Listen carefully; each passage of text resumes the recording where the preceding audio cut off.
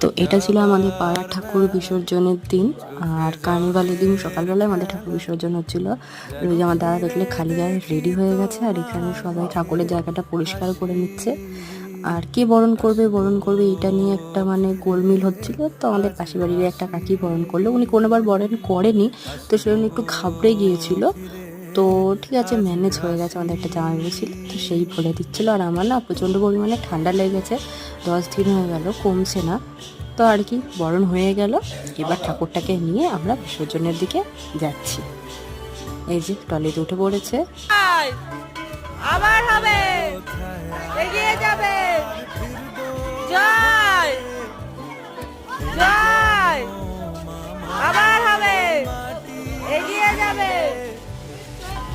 তো আর কি, ধ্বনি দিতে দিতে আমরা বিসর্জন করেও দিলাম ঠাকুরটা। মা আবার সামনে বছর গাড়িতে